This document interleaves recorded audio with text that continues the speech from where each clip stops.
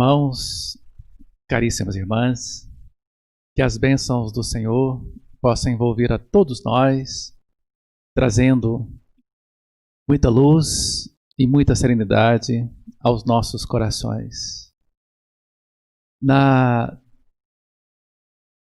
Nesta ocasião, a Federação Espírita do Estado de Goiás pediu que nós fizéssemos uma reflexão sobre o capítulo 25 do Evangelho segundo o Espiritismo.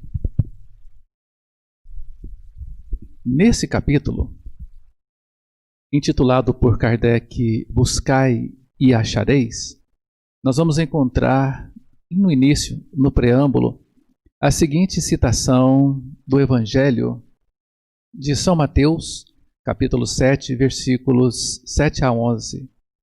Pedi e vos dará, buscai e achareis, batei à porta e se vos abrirá, porque todo aquele que pede, recebe, quem procura, acha, e se abrirá àquele que bater à porta.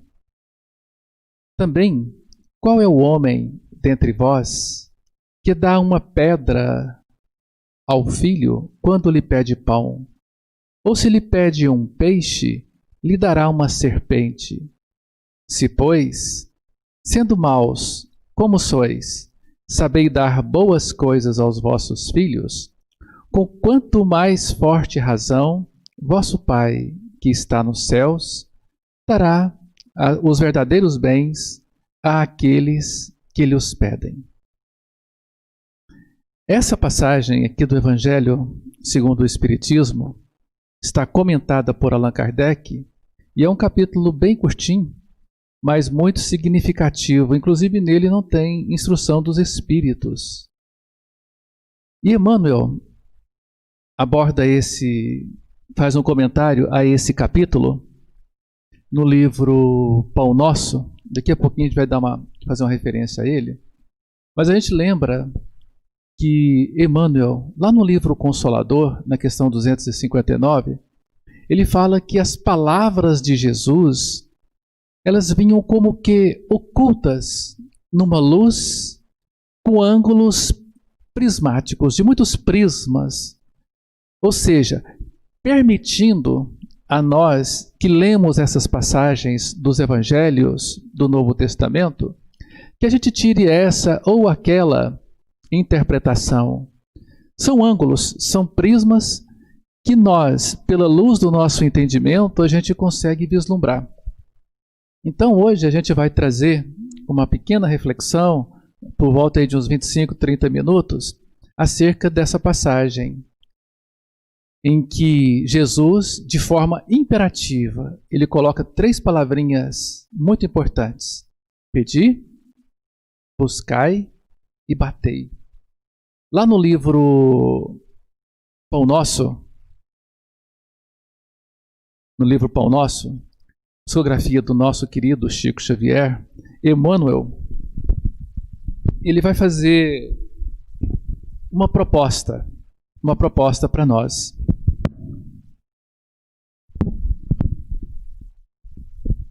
O Emmanuel vai dizer que essas palavras de Jesus, elas não foram enunciadas sem um sentido especial.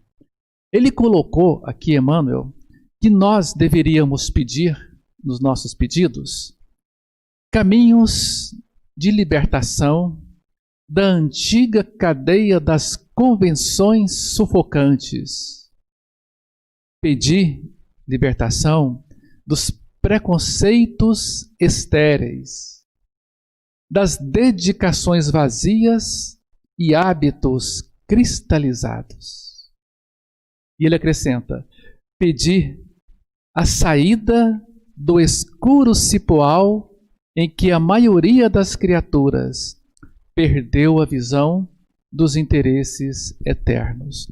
Olha o que é que o benfeitor Emmanuel sugestiona para a gente pedir para Deus: a libertação do cipoal aonde nós nos enfiamos diante das nossas quedas, dos nossos atos de ignorância, onde nós, sem visão que transcenda a essa vida, nós ficamos aqui mergulhados, patinando em preconceitos, em convenções sufocantes, em dedicações vazias e hábitos cristalizados.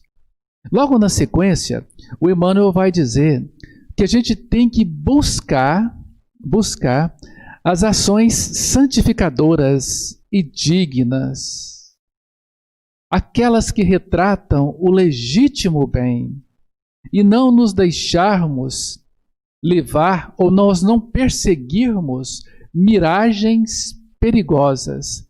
E ele ilustra aqui ainda que muitos de nós, à semelhança de mariposas, nós nos deixamos levar pela luz de um fogo e nós, quando percebemos, calcinamos o nosso corpo, queimamos o nosso corpo.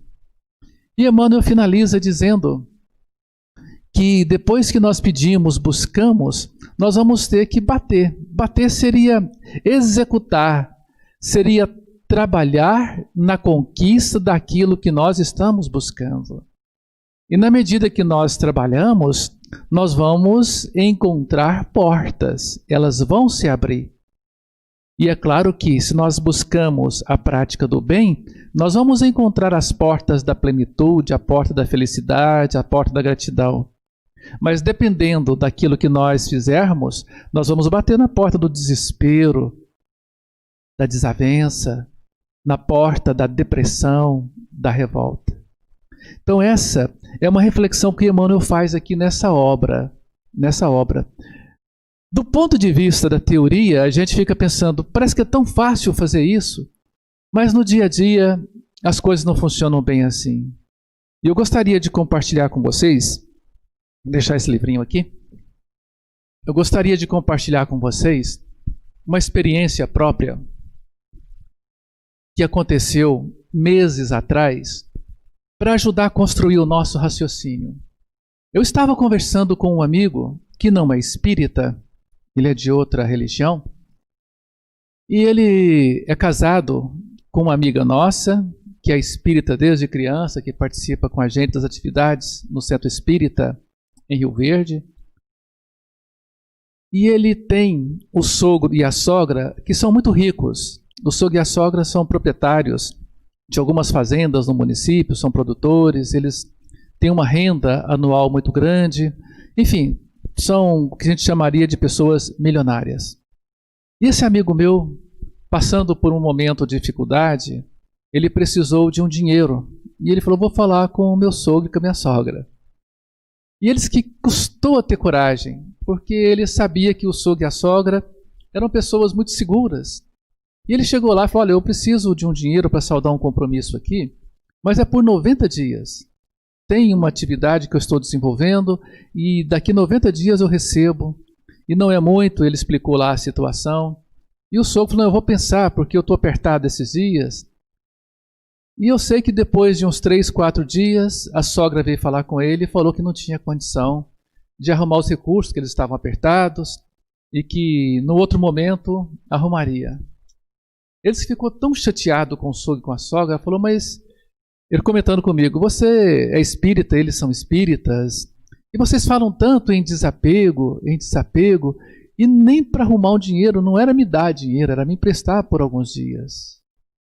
Aí eu tentei justificar, falei, às vezes ele fez algum negócio, ele pode ter comprado um imóvel, ele não estava prevenido, ele precisava vender alguma coisa, não recebeu. Ele falou, não, Wilson, eu sei como é que é lá. E ele ainda falou assim, você quer que eu te falo? O tanto que eles são apegados. Há poucos dias, eu cheguei na casa deles, é uma casa boa, uma casa grande, e a minha sogra estava passando uma fita isolante na parte superior da geladeira, porque tinha uma moldura da geladeira que estava despregando e caía, ela colava, caía, e a geladeira já tinha muito sinal de ferrugem. E eu perguntei para ela, falei, sogra, essa geladeira da senhora está com problema? Ela falou, não, meu filho. Ela respondeu para ele, tá até boa, funcionando, ela está com uns defeitinhos aqui. E ele me falou assim, Wilson, a geladeira tem 18 anos. 18 anos. E ela passando fita crepe para poder aproveitar ainda mais a geladeira. como é que vocês, ele olhou para mim e perguntou, como é que vocês, espíritas, que tanto fala de outra vida, que vocês estão tão desprendidos, que não pode ter apego, ainda mais quando morre. Eu já sei muito disso porque a minha esposa faz evangelho lá e eu escuto as coisas que vocês falam do evangelho de vocês. E esse apego danado, e eu fiquei assim, sem jeito de defender o casal. E eu falei, às vezes é o jeito deles, né? Às vezes eles têm condição de comprar, mas quer experimentar, quer usar um pouco mais para não ficar jogando coisa boa fora, né? E ele ficou rindo. Bom, e eu fui para minha casa e esqueci desse negócio, desse assunto. Mas assim que eu cheguei lá em casa, eu entrei na cozinha e eu me lembrei que fazia mais ou menos uns 3 dias que eu tinha mandado consertar a geladeira. E eu pensei, gente do céu, a minha geladeira é quase da idade daquele casal do sogro e da sogra. Deve ter uns 15 anos a minha geladeira. Aí eu sentei sozinho e fiquei meditando. Será que eu também não tenho um comportamento de avareza? Eu acho que eu sou econômico, mas será que eu também não estou extrapolando? Será que a minha esposa já não está sonhando há algum tempo com uma geladeira nova? E eu fiquei pensando isso. E comecei a refletir que aos meus olhos, eu posso estar tendo um caminho certo, mas aos olhos de outras pessoas, eu posso ser um avaro, posso ser uma pessoa ciumenta, uma pessoa irracível, uma pessoa orgulhosa. Eu falei, gente, às vezes é preciso parar e pensar o que a gente está fazendo da vida. Mas eu cheguei a uma conclusão muito tranquila. Nós, todos, católico, espírita, evangélico, umbandista, judeu, muçulmano, não é o título religioso que nos vai fazer uma pessoa virtuosa. Não tem jeito. É a vivência do evangelho, é a compreensão do evangelho. E nós vamos desencarnar e voltar de novo várias vezes justamente para mudar isso, para a gente evoluir. Por que a gente renasce? Lá na questão 132 do livro dos médiuns, do livro dos espíritos. Deus nos impõe encarnação para o nosso progresso, para a gente chegar à perfeição. Então, me valendo desse exemplo, desse amigo meu, eu faço a seguinte reflexão, que serve para você, mas vai servir muito mais para mim. Eu vou desencarnar daqui uns dias. Pode ser daqui uma semana, um mês, às vezes daqui a pouco, daqui a 10 anos. Eu vou desencarnar e você também vai desencarnar. Levando para a vida espiritual as minhas imperfeições, as suas imperfeições. Lá no Livro dos Espíritos, se não me engano, na questão 238, Kardec pergunta, se quando a gente morre, a gente fica sem essas paixões, sem orgulho, sem vaidade, sem arrogância, sem avareza, sem ciúmes. Os Espíritos respondem, não. Do lado de lá a gente continua com essas sombras que nós temos aqui. E muitos de nós saímos desta vida com muitos débitos nos nossos relacionamentos, em decorrência de infidelidade, de perversidade, de crueldade, de abandono, enfim, de uma série de dívidas morais. Mas também nós temos o desejo de crescer, de evoluir. Então, do lado de lá, como espírito, nós vamos pedir para Deus uma nova oportunidade. Deus, deixa eu nascer de novo. E surge essa oportunidade. Eu venho com esse pedido para eu tentar crescer, desenvolver as minhas potencialidades morais, adquirir mais virtudes, e eu vou de encarnação em encarnação, com esse propósito. É o meu pedido. E eu vou, depois de encarnado, com esse propósito que eu fiz o pedido, eu vou começar a desenvolver atividades aqui no plano físico. Mas quando estamos encarnados, nós muitas vezes vamos seguir o caminho que o Emmanuel falou. Acabamos de ler há pouca hora. Nós vamos seguir miragens perigosas. Nós nos preocupamos tanto com o que comer, com o que beber, com o que vestir, que nós nos esquecemos de buscar aquilo que é essencial, que são os valores educativos da alma. Nos preocupamos muito com a estética. Quantos de nós, eu particularmente, aconteceu comigo, quando os primeiros cabelos brancos começaram a aparecer, eu tirava um, tirava o outro, olhava para o lado para ninguém ver a minha vaidade. Depois eu fui percebendo que não tinha jeito, eu ia ficar careca. Hoje já está quase tudo branco. E quantos somos nós que às vezes não ficamos tranquilos com as rugas, com a celulite, com as varizes, com as gorduras acumuladas? E isso causa revolta, causa tristeza, e nós perdemos tanto tempo nessas miragens de um corpo bom. Temos uma casa e queremos uma melhor, temos um carro e queremos outro melhor. É a ganância, é a ambição, são as miragens perigosas às quais se refere Emmanuel. E buscamos satisfazer a esses interesses mais materiais, que representam uma satisfação do nosso ego, que está adoecido, e nós viramos as costas para a conquista das virtudes, para aquelas coisas que são maiores e mais importantes para a nossa vida. Infelizmente, acontece isso. E aí nós esbarramos nas portas das dores e entramos por elas, do desespero, da decepção, da frustração. Mas por conta da busca equivocada que nós fizemos, encontramos esses caminhos dolorosos. E aí nós poderíamos pensar como mudar isso, como reverter isso. Eu vou pensar, mas Jesus falou, se eu peço, eu obtenho. Mas tem uma passagem no Evangelho de Jesus, onde ele diz, que até Emmanuel coloca, eu vou até pegar para vocês aqui de novo, eu acho que é no item 59. No 59, está aqui. Se vós, no Evangelho de João 15:7, se vós estiverdes em mim e as minhas palavras estiverem em vós, pedireis tudo o que quiserdes e vos será feito. Vou ler uma frasezinha aqui, um período dessa frase. Se vós estiverdes em mim e as minhas palavras estiverem em vós, pedireis tudo. As minhas palavras estiverem em vós. Qual criatura dentre nós encarnadas que consegue aceitar as palavras de Jesus e vivenciar as palavras de Jesus, senão Ele próprio?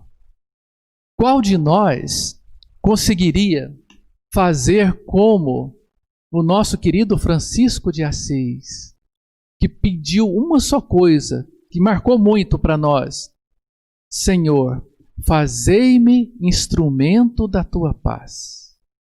Ele, Francisco de Assis, conseguiu perceber essas palavras do Cristo dentro dele. Conseguiu. Por isso ele pediu para ser um instrumento da paz. E nós conseguimos fazer esse pedido. Quase toda noite a gente ora, ou pela manhã. Quais são os objetos dos nossos pedidos? Tem por aí várias pessoas hoje pagando promessas, fazendo caminhadas longas, fazendo doações, deixando o cabelo crescer, barba crescer. Tem nada contra isso, a doutrina espírita não tem nada contra isso. Mas ele está pagando uma promessa por conta de um pedido que resultou em algo daquilo que Emmanuel colocou para a gente, pedindo para a gente sair do cipoal escuro, dos preconceitos, das condutas más cristalizadas, ou para satisfazer uma doença. Se eu superar essa doença, se o meu filho ou minha filha passar num concurso, quais são os nossos pedidos? O que nós estamos buscando? É isso que o Evangelho, no capítulo 25, traz para nós, colocando que a vida nossa aqui na Terra já reflete uma resposta de Deus a um pedido nosso. Deixa eu nascer para que eu utilize essa encarnação de uma maneira que me ajude no meu progresso moral. Mas estando aqui, mergulhados na carne, dificilmente conseguimos transformar os recursos em obras divinas, em obras de amor que refletem essa grandeza que Jesus e Deus espera de nós. Mas isso não deve nos desanimar. Eu dou um exemplo pelas vivências que eu tive quando criança. A gente morava num sítio e tinha lá o que é chamado pé de gueroba, pé de coqueiro, né? Em que a gente pegava os coquinhos pequenininhos, colocávamos numa pedra, segurávamos com uma mão e com a outra mão a gente batia uma outra pedra em cima para quebrar o coco. Mas geralmente, até quebrar o coco, a gente amassava muito o dedo, porque a gente batia a pedra em cima, o coco espirrava, você buscava o coco, colocava de novo, batia com mais força. Depois de muito bater, a gente conseguia abrir o coco e a castanha, quase sempre, ela estava muito amassada, ela estava quase que esbagaçada, diluída.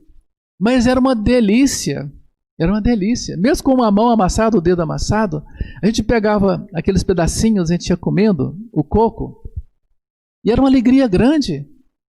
Então, nós, nessa vida, somos a semelhança dessas pessoas, que como aconteceu comigo e acontece muito ainda, que a gente vai quebrar um coco, a gente se amassa muito, a gente se machuca muito, mas é gostoso a gente pegar os pedacinhos e comer. Nós não temos condição de olhar para um coco, por exemplo, e tentar fazer com que ele abra a castanha ali, a gente pega a castanha inteira e come, tem que sofrer. No estágio que nós estamos, é um avanço a gente bater nas portas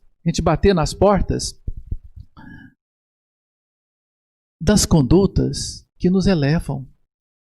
É doloroso a gente perceber que tem convites luminosos, faiscantes, nos convidando às vezes para uma conduta que vai agredir o nosso corpo, uma bebida, um tóxico, e aquilo que eleva, às vezes é doloroso, ter que estudar, ter que perdoar, ter que ser solidário, ter que ser fraterno. Nós não estamos acostumados com isso. Vivemos nas sombras durante muito tempo. E agora que estamos caminhando, mas é tão gostoso quando a gente vence, a gente bate, a gente espirra daqui, espirra dali, mas a gente sai catando os coquinhos e a gente pega a migalha do perdão, alguém que a gente consegue perdoar, o auto-perdão, alguém que a gente consegue dialogar, alguém que a gente consegue ajudar, levar um prato de sopa, ajudar um familiar. É isso que Jesus está falando para nós. Buscar nessas condutas uma forma de nelas, insistindo, bater e abrir a porta do reino celestial. Quando Jesus estava crucificado, ele disse para o ladrão chamado Dimas, o bom ladrão, que na igreja católica é chamado de São Dimas, ele arrependeu naquela hora da cruz, e Jesus disse para ele, você estará comigo no paraíso. Só que a gente interpreta paraíso como um lugar, como um local de felicidade plena. Paraíso corresponde, naquela proposta de Jesus com Dimas, uma simbologia. Está no paraíso quem cai em si e começa a buscar o caminho da autorredenção. Está no paraíso quem persevera na prática do bem, e abre as portas do bem-estar íntimo, que tem a consciência tranquila, abre as portas da solidariedade, da fraternidade. Está no paraíso quem sofre, bem-aventurados aflitos, que serão consolados, serão consolados aqueles aflitos que pagam as suas dívidas sem revolta. Isso é estar no paraíso. É essa a proposta de Jesus para nós. Quando, no livro Paulo e Estevão, só para a gente já ir finalizando, no meu livro aqui que eu li, já li e reli, e está na página 214. Gamaliel estava dialogando com Paulo, ele que era um doutor da lei, já tinha se retirado da vida pública, o Gamaliel, e aí Paulo ainda era Saulo, ele estava querendo começar o seu apostolado, depois de ter compreendido um pouco Jesus, mas ainda naquelas primeiras dúvidas, ele vai conversar com o nosso Gamaliel, e Gamaliel faz um comentário aqui que eu acho sublime, e às vezes nesse livro, com tanta coisa, passa despercebido, mas como diz Emmanuel, palavras de luz têm muitos prismas, e eu consegui enxergar um prisma aqui, acho que muitos de vocês já viram também, mas para mim foi um prisma meio novidade, em que Gamaliel fala que o povo hebreu, ele diz assim, nossos avós atravessaram tempos sombrios de miséria, escravidão e sofrimentos. Estava dizendo que estava em busca da chamada Terra Prometida. Aí ele pergunta, que região seria essa? A Terra Prometida, né? Se, guardando a compreensão mais vasta de Deus, descobrimos em todos os pontos do mundo mananciais de sua proteção. O que Gamaliel está perguntando para Saulo? Falou, Saulo, se a gente for observar o mundo, todos os lugares têm mananciais que Deus protege. Inclusive ele menciona aqui, há tamareiras, frondosas e amigas, que crescem nas areias ardentes, que refrescam, que dão comida, todo lugar tem. Aí ele vai dizer uma coisa tão bonita. Nas minhas reflexões solitárias, cheguei à conclusão de que a terra prometida pelas divinas revelações é o Evangelho do Cristo Jesus. Aí ele afirma, não temos aí um símbolo perfeito? E responde, a revelação divina deve referir-se a uma região bendita, cujo clima espiritual seja feito de paz e luz. Adaptarmos-nos ao Evangelho é descobrir outro país, cuja grandeza se perde no infinito da alma. Nós buscamos tanta coisa no mundo, viajamos, estudamos, olhamos tanta coisa, mas a beleza da vida está no Evangelho de Jesus. E se formos fiéis a Jesus, nós vamos perceber que na própria oração dominical, lá no Pai Nosso, Jesus vai dizer para nós como pedir. Seja feita a vossa vontade. Jesus pede para nós que a gente se submeta à vontade de Deus. Que a gente peça para Deus o pão nosso de cada dia. Pão nosso é o alimento. Para a gente ter o alimento, a gente tem que trabalhar. É como se Deus me dá trabalho, um trabalho digno, um trabalho honesto, para eu ter o pão. Mas o pão que alimenta o corpo, esse a gente trabalha e ganha. Mas também Jesus ensina a gente a pedir o pão nosso, aquele pão que é o pão do amor. Pão do amor é eu trabalhar é bater, é fazer. É o meu leme, eu estou buscando a minha paz, estou buscando a minha felicidade. E o pão nosso da alma, é fazer a vontade do Pai. É o que Jesus falou. É o que Jesus falou. O meu alimento é fazer a vontade do Pai. E o nosso? Qual que é o pão da nossa alma? Fazer a nossa vontade? Brigar quando as pessoas não fazem conosco? Fazer do meu jeito, do meu tempo, da minha hora? Essa é a proposta de Jesus. E ele ainda fala mais para nós, lá na oração dominical, para a gente perdoar as nossas dívidas. Para que Deus perdoe a nossa dívida, assim como nós perdoamos aquele que nos devem. Está tudo tão colocado por Jesus e nós ficamos perdidos como mariposas em busca das luzes. que vão queimar o nosso corpo, queimar a nossa alma. A vida se faz de minutos, se faz de anos. E tem um poeminha do Mário Quintana em que ele diz assim: na convivência, o tempo não importa. Se for um minuto, uma hora, uma vida. O que importa é o que ficou deste minuto, desta hora, desta vida. Lembra que o que importa é tudo que semelhares colherás. Deixa algo de ti no teu mundo, da tua hora, do teu dia, da tua vida.